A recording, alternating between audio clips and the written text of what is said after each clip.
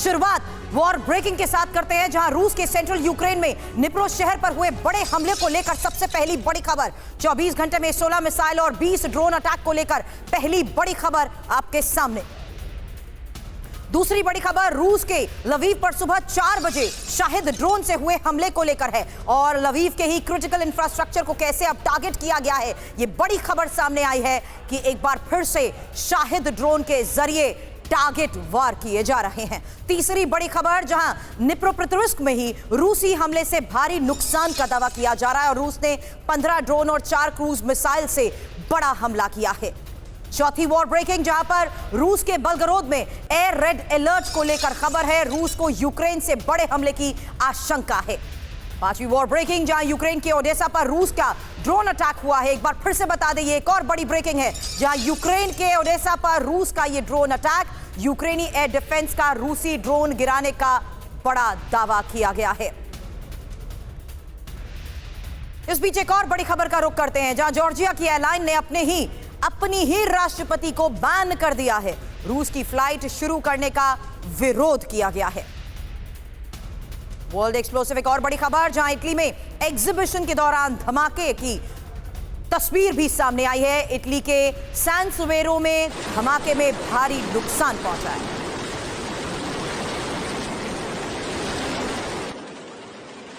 ये परंपरा के नाम पर चलने वाले एक फेस्टिवल की तस्वीर है। हालांकि यहां पर जिस तरीके से ये फायर क्रैकर्स बर्स्ट हो रहे थे, हंगामा खड़ा हो गया क्योंकि लोग इसकी चपेट में आ गए। और एक और बड़ी खबर, जहां मेक्सिको में वोल्केनो से गंभीर खतरे का अलर्ट और वोल्केनो में भयावह विस्फोट का वीडियो भी आया सामने।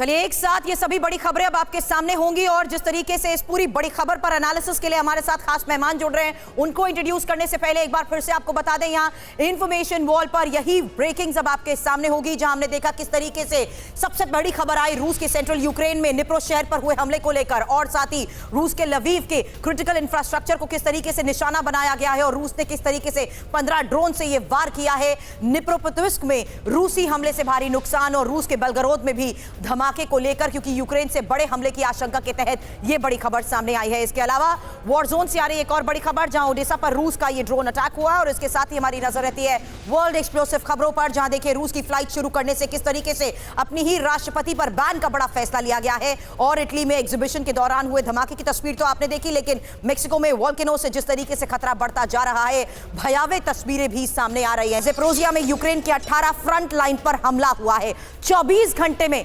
18 फ्रंट लाइन पर जिस तरीके से ये बड़े हमले की खबर आ रही है, 84 बार 24 घंटे में ज़ेपोरिज़िया पर वार हुआ है, और 24 घंटे में ही 68 शेलिंग MLRS से 7 और 8 ड्रोन से भी हमला हुआ है। रूसी हमले में रिहायशी इलाके तो लगातार टारगेट पर रहे हैं, लेकिन इस बीच बड़ी खबर यह आई है कि 100 से ज्यादा घरों को भी अब नुकसान पहुंचा है। तो रिहायशी इलाके तो चपेट में है, लेकिन यूरोप के सबसे बड़े न्यूक्लियर प्लांट में तबाही की घंटी अब बज चुकी है, क्योंकि ज़ेपोरिज़िया न्यूक्लियर प्लांट पर रूस का हमला, और रूसी हमले के बाद न्यूक्लियर प्लांट में ब्लैकआउट। ये बड़ी खबर, इमरजेंसी जनरेटर्स मोड में अब न्यूक्लियर प्लांट है, और ज़ेपोरिज़िया प्लांट के जनरेटर में सिर्फ 10 दिन का ही फ्यूल बचा है। ये सबसे बड़ी खबर है, जहां अब 10 दिन का, सिर्फ 10 दिन का ही फ्यूल ज़ेपोरिज़िया प्लांट के जनरेटर में बचा है। इस बीच 10 दिन में न्यूक्लियर महाविनाश, यही बड़ी वजह है जिस पर हम चर्चा करने वाले हैं, क्योंकि रूस की यूरोप के सबसे बड़े ज़ेपोरिज़िया न्यूक्लियर पावर प्लांट पर बमबारी को लेकर बड़ी खबरें आई हैं, और ज़ेपोरिज़िया में ही 18 यूक्रेनी फ्रंट लाइंस पर रूस के 84 हमले हो चुके हैं। हालांकि रूसी शेलिंग के बाद ज़ेपोरिज़िया न्यूक्लियर प्लांट में ब्लैकआउट को लेकर खबर आई, क्योंकि हमले के बाद प्लांट के कूलिंग रिएक्टर्स के लिए बिजली आपूर्ति बंद हो चुकी है, और 10 दिन के अंदर बिजली सप्लाई शुरू नहीं हुई तो न्यूक्लियर विनाश तय है। ब्लैकआउट के बाद ऑटोमेटिक जनरेटर मोड पर न्यूक्लियर प्लांट आ चुका है, और न्यूक्लियर प्लांट के जनरेटर में सिर्फ 10 दिन का ही ऑयल शेष रह गया है। इस बीच सबसे पहले मैं कमर आगा सर आपके पास आना चाहूंगी, क्या यह माना जाए कि जिस रणनीति के तहत ज़ेपोरिज़िया टारगेट पर रहा है वो अब अमल में आ गई है, खतरा बढ़ गया है और ये हम पहले से जानते हैं, ज़ेपोरिज़िया पर वार मतलब यूरोप के लिए बड़ा खतरा।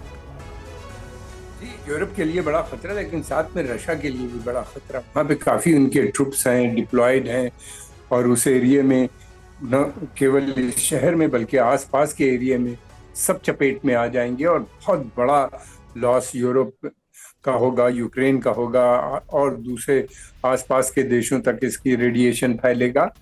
ये क्योंकि सबसे बड़ा उनका न्यूक्लियर पावर प्लांट है, सोवियत एरा का है, सोवियट्स ने बिल्ड किया था, रशियंस ने इसको उस समय में, और इससे रशिया ने इसको कब्जा किया था। उनको सोचा था कि इससे वो बिजली जो है वो क्राइमिया और दूसरी जगह पे सप्लाई करेंगे रशिया को, लेकिन ऐसा हो नहीं पाया रहा। इसी के बराबर ये टारगेट में रहा है जी। यूक्रेन कभी रशिया को अक्यूज करता है, रशियंस यूक्रेन को अक्यूज करते हैं कि वो इसके पीछे हैं, लेकिन एक बात मेरी समझ में नहीं आता कि रशियंस ऐसा क्यों करेंगे। ये एक बहुत बड़ा सवाल बना हुआ है कि ऐसा करके अपनी बड़ी मुसीबत मोल ले लें और फिर उसके बाद ये कि इंटरनेशनल कम्युनिटी में भी उनकी छवि पे बहुत असर पड़ेगा, ऐसे ही पहले से जंग को चलते हुए। और फिर दूसरी तरफ ये भी है कि डायरेक्ट इनके लोगों का बहुत क्षति पहुंचेगी। ये रिस्पॉन्सिबल है, इनके कब्जे में है और कौन कर रहा है। वहां पे बहुत से अहज़ाब ब्रिगेड भी है, उसके बारे में कहा जा रहा है, बहुत ही mercenary. Sir I am sorry to butt in, but बहुत वैलिड पॉइंट्स आपने यहाँ पर हाईलाइट किए हैं। इसी को लेकर मैं हमारे सहयोगी मनीष का भी रुख करूंगी, जो इस पूरे इलाके के बारे में भी वाकिफ हैं और खुद जमीनी स्तर पर उस हकीकत को हमारे साथ वक्त वक्त पर शेयर भी करते रहे हैं। लेकिन इस बीच एक और बड़ी खबर का रुख करना चाहूंगी, क्योंकि कीव समेत अब महायुद्ध के पहले विस्फोट को लेकर यह बड़ी खबर है।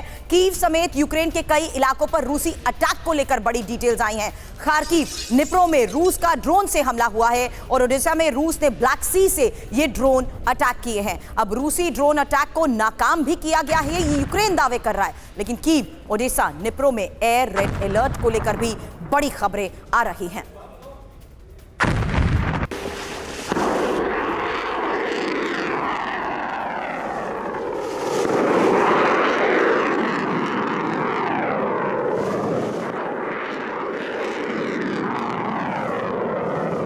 बाखमुट के बाद अब यूक्रेन के दूसरे इलाकों पर रूस का हमला तेज हो चुका है। एक और बड़ी खबर है, जहां एक दिन में रूस ने 52 एयर स्ट्राइक की है, 6 मिसाइल स्ट्राइक की है। रूसी फोर्स ने यूक्रेनी ठिकानों पर 65 MLRS से अटैक किया है और क्यूपियांस, लिमन, अवदिव्का, मोरिंका पर जिस तरीके से टारगेट किया जा रहा है, बड़ी तबाही मची हुई है।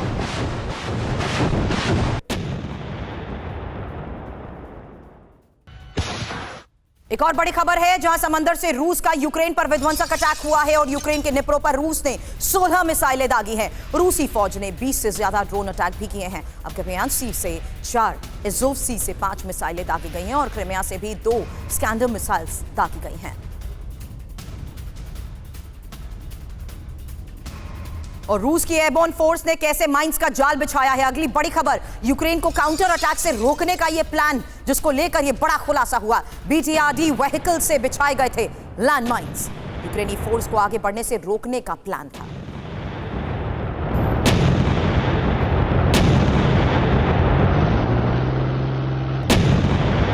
यूक्रेन ने रूस के Su-35 को अब शूट डाउन किया है।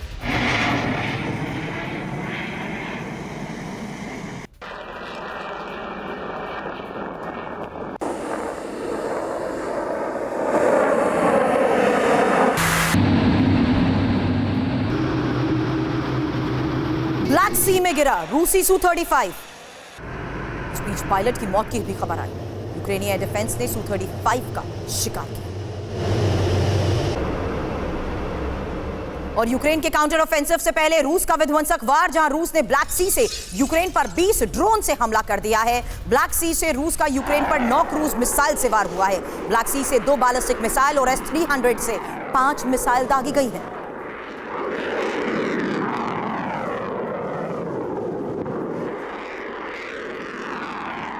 मनीष हमारे सहयोगी इस वक्त हमारे साथ है। मनीष, क्या अभी भी कीव सीज कर सकता है उन टेरिटरीज को जो रशिया के कब्जे में है? क्योंकि वॉर जोन से आ रही ये तस्वीरें, ये साफ तौर पर नजर आ रहा है कि वार पलटवार किस स्तर पर बढ़ चुका है। देखिए, जहां तक रूस के कब्जे का सवाल है तो आज की तारीख में यूक्रेन की लगभग 20 से 25% जो जमीन है वो रूस के कब्जे में है। तो मुझे नहीं लगता है कि अभी फिलहाल यूक्रेन पूरी नाटो के सैनिकों के साथ भी मिलकर लड़े तो इसको वापस ले पाएगा। लेकिन हाँ, ये बात जरूर है कि बाखमुत की लड़ाई खत्म होने के बाद अब जो सारी लड़ाई का फोकस है वो ब्लैक सी के आसपास रहने वाला है। फिर वो खेरसोन हो, ज़पोरिजिया का इलाका हो। ज़पोरिजिया को लेकर हम अपने दर्शकों को बता ही रहे थे। देखिए, मेलिटोपोल जो ज़पोरिजिया का इलाका है वहां पर यूक्रेन की 80,000 से अधिक सैनिकों की 12 ब्रिगेड जो है वो तैयार बैठी है। वो इंतजार कर रही है कि अब वो काउंटर ऑफेंसिव करेंगे। रूस वाले भी इंतजार कर रहे थे। रूस को लगा जब कि यूक्रेन नहीं हमला कर रहा है तो चलो हम ही हमला करना शुरू करते हैं, जिसका नतीजा ये तमाम विजुअल्स आप देख रहे हैं। बिल्कुल, मैं आपके पास इसको लेकर आगे भी चर्चा के लिए आऊंगी, क्योंकि यूक्रेन की मैकेनाइज्ड ब्रिगेड के घातक हमले को लेकर भी एक और बड़ी खबर सामने आई है। टैंक्स के जरिए रूसी सैन्य ठिकानों पर निशाना और रूसी फौज के बंकर्स को कैसे तबाह किया गया, देखिए। यूक्रेनी फोर्स ने रूसी बंकर्स पर ग्रेनेड से वार किया है।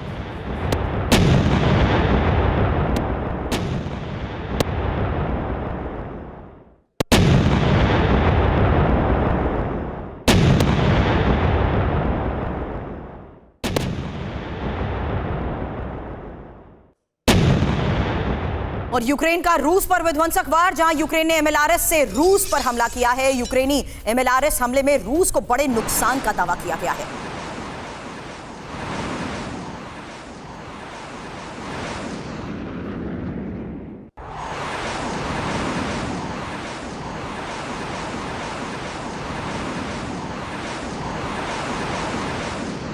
यूक्रेन का रूस के बेलगरोद पर वार हुआ है और बेलगरोद के ग्रोबरंस्की पर यूक्रेन का यह ड्रोन अटैक।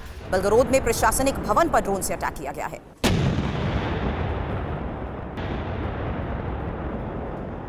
यूक्रेनी हमले पर बेलगरोद के गवर्नर की तरफ से दावा किया गया।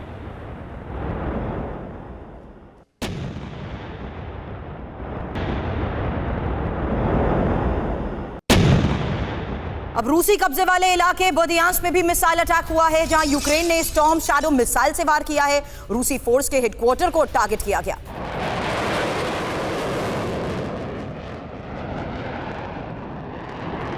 ब्रिटेन से यूक्रेन को स्टॉर्म शैडो मिसाइल मिली है।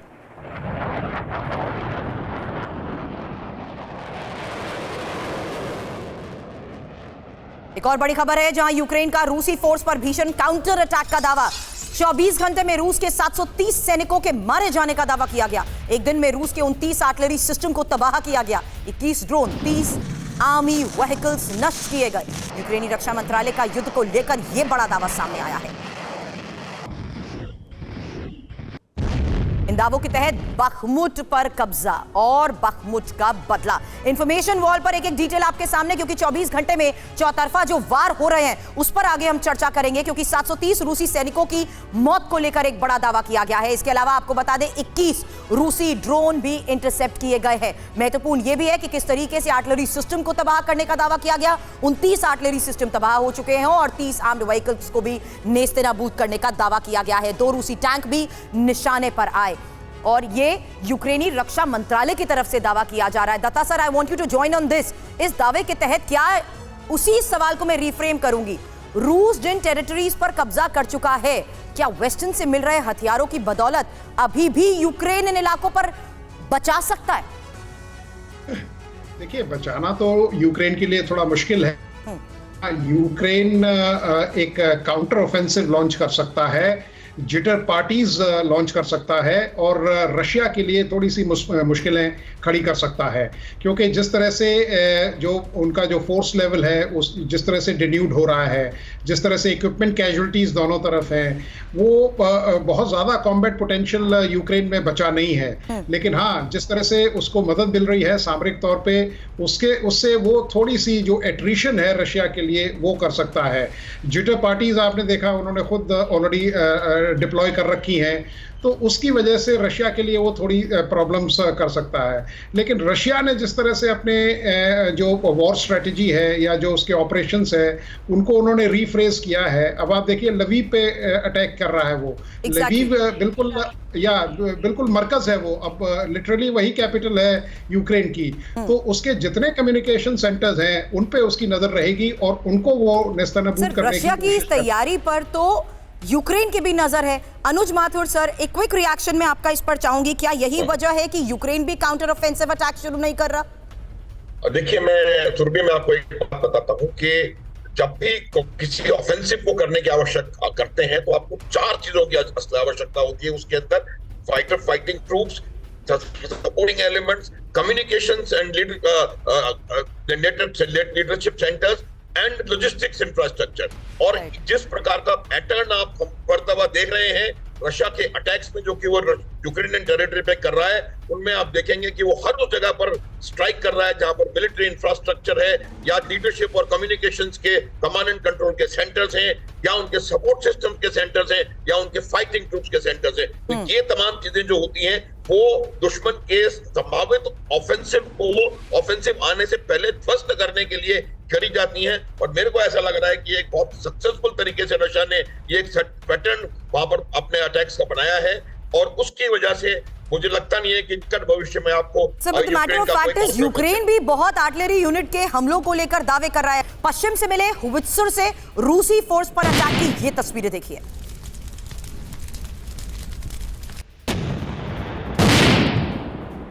यूक्रेन की गोलीबारी में रूस के टैंक्स तबाह हुए हैं।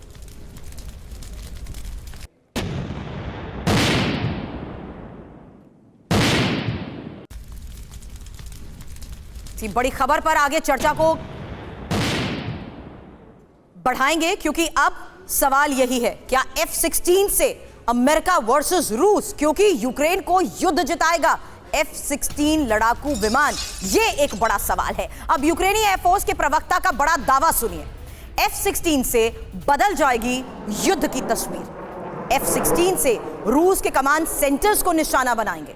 F-16 से रूसी हथियारों के नेटवर्क को ध्वस्त करेंगे।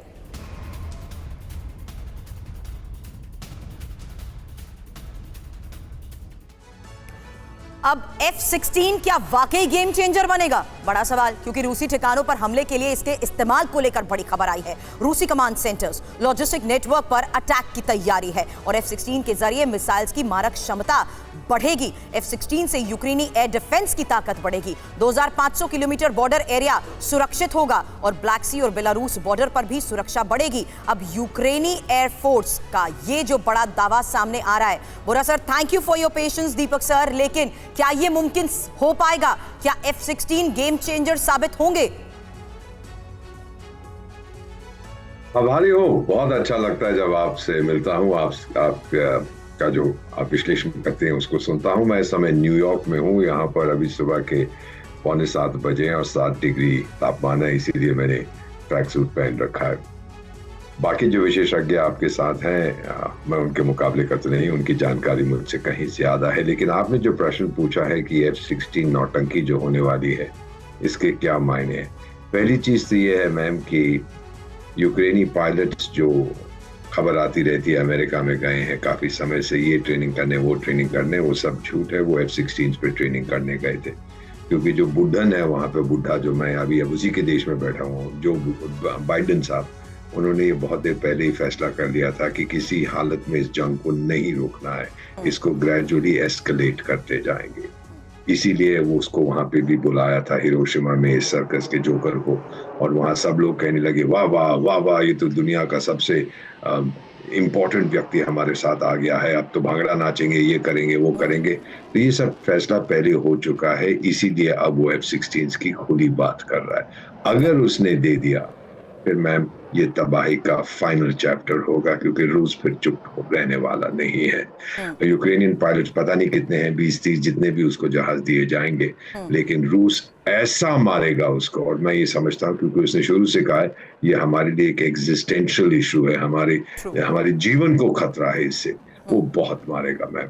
और जापोरिजिया की अभी आपने बात की, मुझे तो चेरनोबिल याद आता है, लगभग 40 साल पहले वहां क्या हुआ था, दुनिया का सबसे भयंकर न्यूक्लियर डिजास्टर। आपकी उम्र बहुत कम है, आपने वो नहीं देखा, मैंने तो देखा है, 72 साल की मेरी उम्र है। अगर ऐसा फिर हुआ, वो भी यूक्रेन में हुआ था चेरनोबिल, ये भी यूक्रेन में होगा, तो मिला क्या? सिर्फ बाइडेन साहब अपनी री इलेक्शन जीत जाएंगे अगले साल, बाकी यूक्रेन के अमृतसर के छोड़ने। दीपक सर, जो आपने कहा ना, उसी पर शर्तों के साथ अगर इस F-16 की एंट्री को मंजूरी मिलती है, इस पर आगे चर्चा करूंगी, क्योंकि अगली बड़ी खबर भी यही है।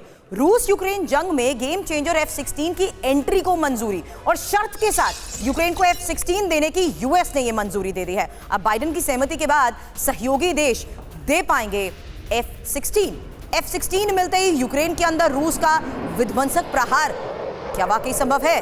F-16 से रूस के अंदर हमला नहीं करने की शर्त भी रखी गई है।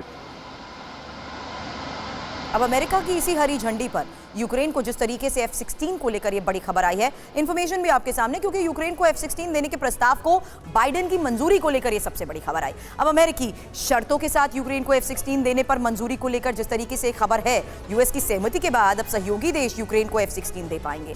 कीव को F-16 से रूस के अंदर हमले की अनुमति नहीं होगी।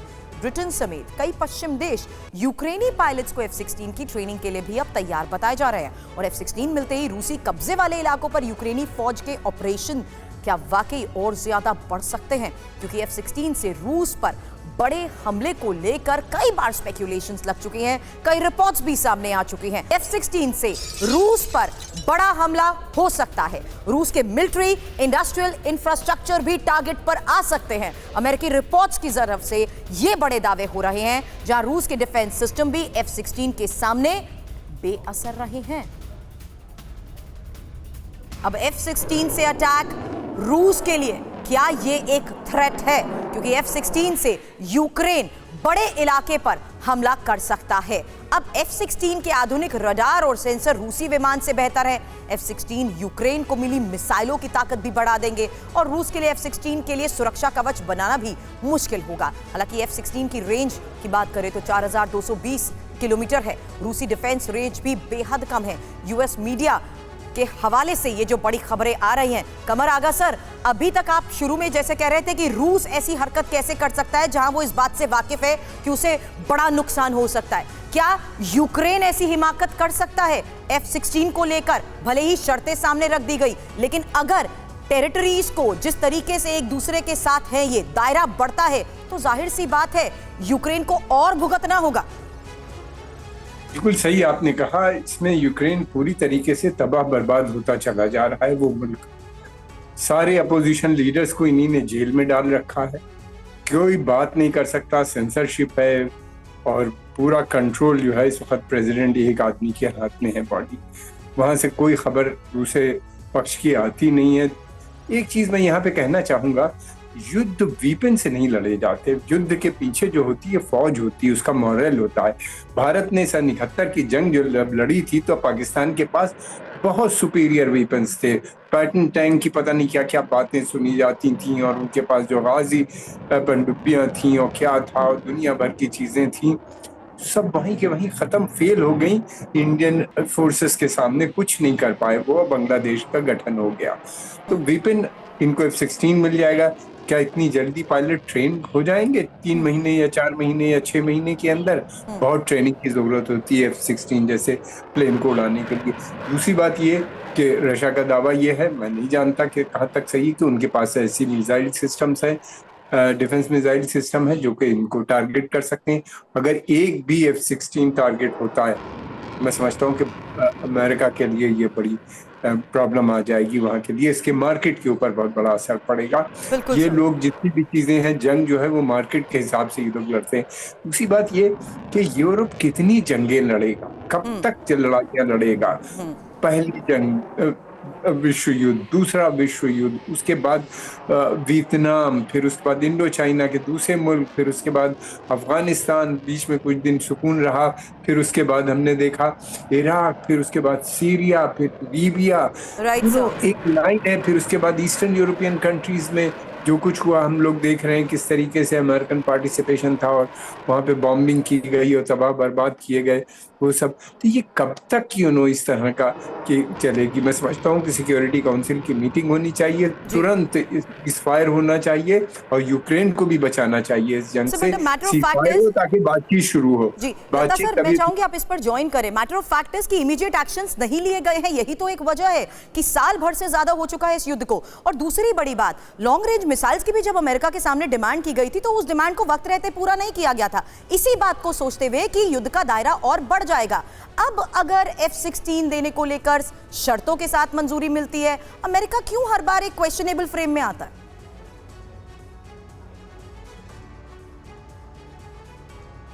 मुझसे सवाल है जी दत्ता सर। हाँ देखिए, जहां तक F-16 की बात है, ज़ेलेंस्की साहब का स्टेटमेंट था कुछ दिनों पहले क्या कल या परसों का ही स्टेटमेंट है जिसमें उन्होंने कहा था कि they are not going to use F-16 against Russian troops. और उसके पीछे उनका मकसद यही था कि कहीं और ज्यादा एस्केलेशन ना हो जाए, क्योंकि रशिया इसको बहुत काइंडली नहीं लेगा। तो F-16, और जैसे कमर आगा साहब ने कहा और बड़ी सही सटीक बात कही थी कि भाई, और दीपक वोरा साहब ने भी कुछ दिनों पहले डिबेट में ये बात कही थी और बड़े साफ और वाज़ेह शब्दों में कहा था कि साहब ये हथियार देने से काम नहीं चलता है। आर्मी जो ऑपरेशंस है वो मैन, मटेरियल और मोरल पे लड़े जाते हैं। आप 1971 में देखिए, आप बाबू जगजीवन राम डिफेंस मिनिस्टर हुआ करते थे, उनकी जो जिस तरह की लीडरशिप थी और जिस तरह से इक्विपमेंट था, तो इंडियन आर्मी बात के लिए फेमस है साहब कि वहाँ जो हमारे सैनिक हैं, जो हमारी लीडरशिप है, मिलिट्री लीडरशिप, जो हमारे कमीशन ऑफिसर्स हैं या जो हमारे जवान हैं, उनकी कहीं कोई सानी नहीं है, उनकी कोई तुलना नहीं है। और कारगिल वॉर में आप देखिए, मैं उसका हिस्सा रहा हूँ, वहाँ आप देखिए हमारे पास इक्विपमेंट न होते हुए भी हमने अपना पाकिस्तान को पीछे धकेल दिया और पाकिस्तान को मुंह की खानी पड़ी। तो सर, इसी तरीके की बड़ी बातें जब आप रखते हैं हमारे दर्शकों के सामने तो हमें ये पता लग जाता है कि किस तरीके से स्ट्रैटेजिकल मूव अपनाए जा रहे हैं। हालांकि जहां तक रूस और यूक्रेन युद्ध के स्ट्रैटेजिकल मूव्स के साथ साथ तस्वीरें आने के बाद हम चर्चा करते हैं, क्रिमिया पर हमले की मंजूरी से अमेरिकी मंसूबों को लेकर भी खुलासा हो चुका है और अमेरिका को रूस यूक्रेन के बीच शांति में कोई दिलचस्पी भी नहीं है। यूएस में रूसी राजदूत अनातोली एंटोनोव का ये सबसे नया आरोप है और पश्चिमी हथियारों के साथ क्रिमिया पर हमला खतरनाक बता रहे हैं। अमेरिका भड़का रहा है रूस यूक्रेन की जंग। यह एक बड़ा सवाल है क्योंकि अमेरिका को रूस यूक्रेन के बीच शांति में कोई दिलचस्पी नहीं है, यह बयान में कहा गया है। क्रिमिया पर हमले की मंजूरी यूएस की शांति में रुचि नहीं होने को साबित भी करता है और वॉशिंगटन में रूसी राजदूत अनातोली एंटोनोव का यह जो आरोप है, इस पर मनीष मैं चाहूंगी आप हमें ज्वाइन करें, क्योंकि F-16 समेत पश्चिमी हथियारों के साथ क्रिमिया पर हमले को लेकर जो खतरा बना हुआ है उस पर चर्चा की जा रही है और क्रिमिया पर हमले को रूस अपने क्षेत्र पर हमले की तरह ही देखेगा और क्रिमिया पर हमले का मतलब रूस को संभावित हमले के लिए उकसाना ही होगा। मनीष, आपके पास आती हुई एक और खबर है जहां वॉर जोन से F-16 पर यह बड़ी खबर है, यूक्रेनी पायलट्स ने F-16 की ट्रेनिंग भी अब शुरू कर दी है। यूरोपीय यूनियन के प्रतिनिधि जोसेफ बोरेल का यह दावा, जहां यूक्रेनी पायलट्स की F-16 पर ट्रेनिंग शुरू हो चुकी है। मनीष। बिल्कुल सुरभि, देखिए जोसेफ बोरेल साहब के साथ दिक्कत यह है कि वो थोड़ा होमवर्क कम करते हैं। पिछले हफ्ते उन्हें विदेश मंत्री जयशंकर ने इस बात की याद भी दिलाई थी कि थोड़ा होमवर्क करा लिया करिए। F-16 की ट्रेनिंग कोई बच्चों का खेल नहीं है या ड्रोन चलाने की ट्रेनिंग नहीं है, महीनों लगते हैं। याद करिए कि हम लोगों ने जब राफेल विमान खरीदा था, हमारे पायलट बहुत अनुभवी हैं, तब भी महीनों तक फ्रांस में ट्रेनिंग चली, फिर इंडिया राफेल विमान आने के बाद यहाँ पर भी हम लंबी ट्रेनिंग कर रहे हैं। वरना F-16 तो पाकिस्तान के पास भी है, कौन डरता है आज पाकिस्तान से? तो अगर F-16 मिल भी जाएगा तो क्या होगा? दूसरी बात है, F-16 का हवा अमेरिका या यूक्रेन कर रहे हैं। इससे पहले हमने देखा कि किस तरह पैट्रियट एयर डिफेंस सिस्टम का क्या हाल हुआ, या फिर जो पश्चिमी देशों के टैंक आए थे वो टैंक धड़े के धड़े हैं, हिम्मत नहीं हो रही है। अभी देखिए ग्राउंड की बात क्या है, ग्राउंड पे मैंने जाकर देखा है, यूक्रेनी सैनिक अभी उन वेस्टर्न टैंकों के साथ काउंटर ऑफेंसिव करने की हिम्मत नहीं जुटा रहे हैं। और एक बार के लिए मान भी लीजिए कि 6 महीने, साल भर, 2 साल बाद F-16 आ भी गए तो यूक्रेन के पास शायद एक एयरबेस नहीं बचा रहेगा जहां से F-16 उड़ान बढ़ेगा। तो अगर आप यूक्रेन के बजाय यूरोप से उड़ान भरते हैं तो फिर इसका मतलब है कि रूस उन जगहों पर टारगेट करेगा, यूरोप के उन तमाम तमाम एयरबेस पे टारगेट करेगा जहां से F-16 बढ़ेगा। तो मतलब तीसरा विश्व युद्ध के लिए अमेरिका ने ना सिर्फ घी डाला है बल्कि पूरा का पूरा घी का टैंकर डाल दिया है। जी, ये बड़ी बात आप कह रहे हैं, लेकिन जिस तरीके से डिप्लॉयमेंट्स हो रही हैं और वेस्टर्न के हथियारों के बल पर यूक्रेन अभी तक डटा हुआ है। थोड़ी देर पहले आप ही ने मुझे इंफॉर्मेशन दी थी कि किस तरीके से 1 लाख यूक्रेनियन सैनिक अब वेस्टर्न हथियार के साथ पूरी तैयारी के साथ अपनी डिप्लॉयमेंट्स कर चुके हैं। रूसी सैनिकों के काफिले पर ATGM से अटैक को लेकर यह बड़ी खबर है। कॉर्नेट एंटी टैंक मिसाइल से रूसी फोर्स पर हमला हुआ है और रूसी फोर्स से ही कब्जा किए गए हथियार से ये वार किया गया है। यूक्रेनी मीडिया ने ही हमले का वीडियो भी जारी किया है।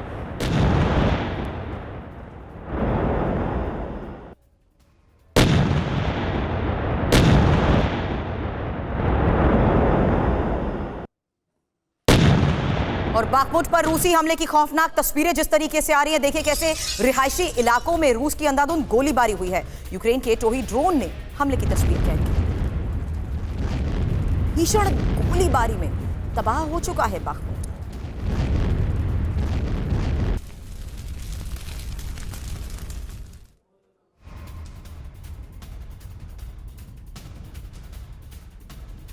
अनुज सर, इस पर मैं आपका रिएक्शन चाहूंगी क्योंकि बखमुट की हालत को लेकर चर्चा हम कई दिनों से कर रहे हैं, ये जानते हुए कि बखमुट पर कब्जे के बाद रशिया के लिए ये जीत कितनी आसान हो जाएगी। खासतौर पर अवदिव्का पर टारगेट करने से डोनेट्स्क पूरी तरीके से रशिया के लिए सुरक्षित मान लिया जाएगा।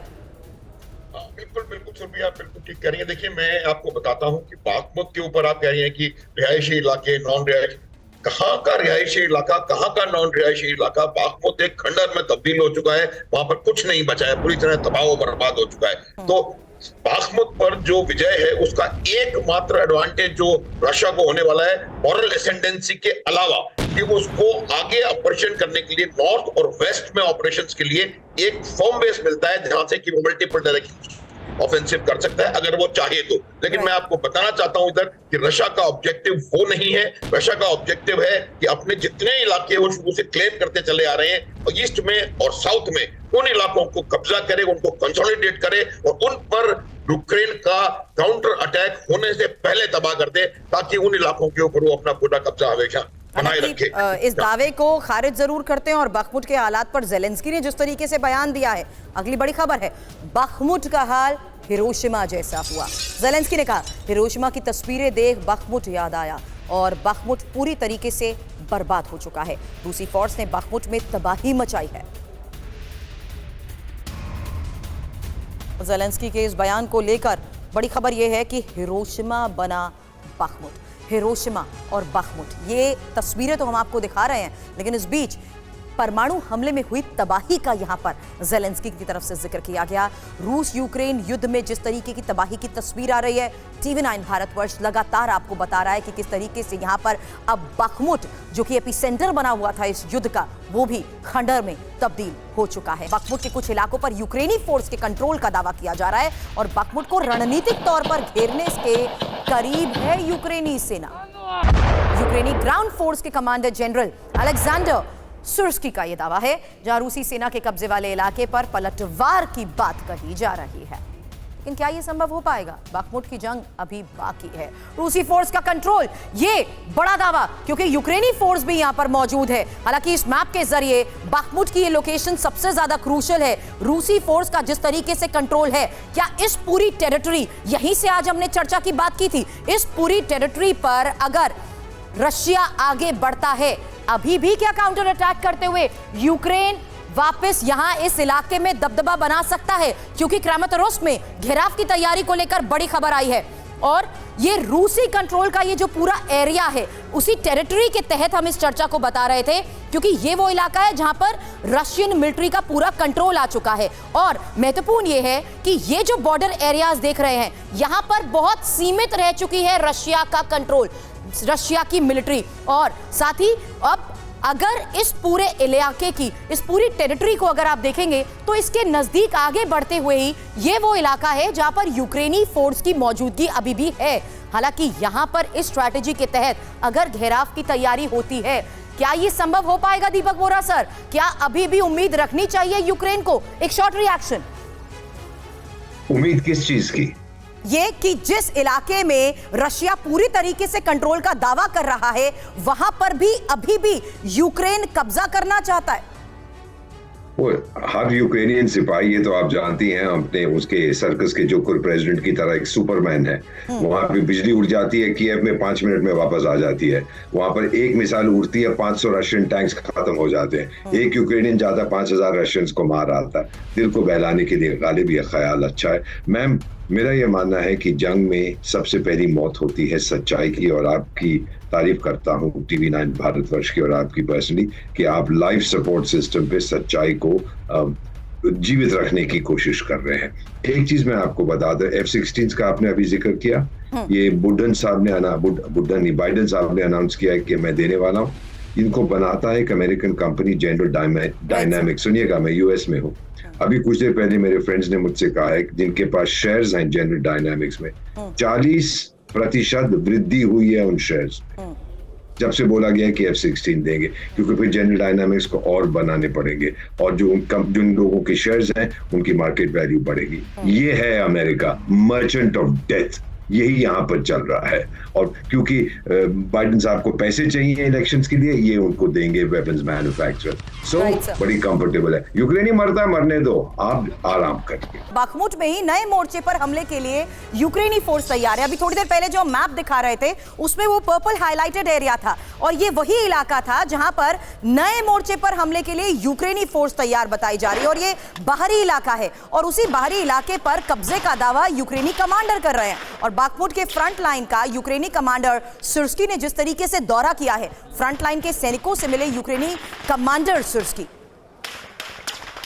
हालांकि बखमुट जरूरी क्यों है, इसको लेकर लगातार हम चर्चा करते जाते हैं। रूस और यूक्रेन जिस तरीके से बखमुट पर बड़े कब्जे का दावा कर रहे हैं, रूस जानता है। रूस के लिए इंपॉर्टेंस देखिए, डोनेट्स्क पर कब्जे की ये राह है जिसको लेकर हम चर्चा कर रहे थे। हालांकि यूक्रेन डोनेट्स्क पर पकड़ कमजोर उसकी और ज्यादा हो जाएगी, यानी राह आने वाले वक्त में रशिया के लिए आसान हो जाएगी, क्योंकि स्लोवांस्क पर अटैक ऐसे में बहुत आसान माना जा रहा है, क्योंकि बखमुट के जरिए जिस तरीके से इस पूरे एरिया में आगे बढ़ने की रशिया कोशिश कर रहा है, उस पर यूक्रेन की नजर है। और यूक्रेन के लिए जाहिर सी बात है, ऐसे में स्लोवियांस्क को बचाने की कोशिश भारी पड़ेगी। हालांकि क्रमाटोर्स्क पर भी हमले आने वाले वक्त में ऐसे में तेज हो चुके हैं, क्योंकि नए इलाकों पर कब्जे की आशंका यूक्रेन के सामने है, वो बढ़ चुकी है। और यूक्रेन इस बात से वाकिफ है कि आने वाले वक्त में ये मुश्किल उसके लिए तब और बढ़ जाएगी जब इसी रणनीति के तहत रूस और ज्यादा मजबूत हो जाएगा और ज़ेलेंस्की पर हार मानने का ये दबाव बढ़ जाएगा। लेकिन सवाल यही है कि हार क्या ज़ेलेंस्की मानेंगे, क्योंकि बाखमुट में यूक्रेन की डिफेंस फोर्स की तरफ से बड़े दावे हो रहे हैं। यूक्रेनी फोर्स ने रूसी ऑरलान 10 ड्रोन को अब मार गिराया है। यूक्रेनी फोर्स के काउंटर अटैक की तस्वीर भी कैमरे में कैद हुई है। बाखमुट पर कब्जे के बाद रूस का सुरक्षा जाल, एक और बड़ी खबर है, जहां क्रिमिया से लेकर मारियोपोल तक सुरक्षा बढ़ाने का फैसला लिया गया है। और रूसी कब्जे वाले इलाके में 4 लेयर की सुरक्षा को लेकर यह बड़ी खबर आई है। हालांकि सैटेलाइट तस्वीरें सामने हैं, और इन्हीं सैटेलाइट तस्वीरों से रूसी सुरक्षा कवच को लेकर बड़े खुलासे हुए हैं। अब रूस के सुरक्षा कवच को लेकर भी इंफॉर्मेशन वॉल पर डिटेल आपके सामने, क्योंकि क्रिमिया वेस्ट कोस्ट ये इंपॉर्टेंट है। ड्रैगन टीथ, ये देख रहे हैं आप लोकेशन, ये एक पूरा इलाका ब्लैक सी के नजरिए, ब्लैक सी के बिल्कुल नजदीक। और ये इंपॉर्टेंट है समझना कि किस तरीके से इसी इलाके को देखते हुए रूस अब ये सुरक्षा कवच बढ़ा रहा है। ड्रैगन टीथ के साथ साथ यहां पर देखिए किस तरीके से बंकर्स बने हुए हैं। ये सैटेलाइट इमेजेस के जरिए समझ आ पा रहा है कि किस तरीके से इन ट्रेंचेस पर अब वुड से कवर कर दिया गया है इस पूरे इलाके को। और ये प्लैनेट लैब पीसीबी की तरफ से तस्वीरें जारी की गई हैं। आर्टिलरी पोजीशनिंग किस तरीके से यहां पर की गई है और किस तरीके से ये पूरा इलाका है, यहां पर सुरक्षा बढ़ा रहा है रूस। ऐसा वो क्यों कर रहा है?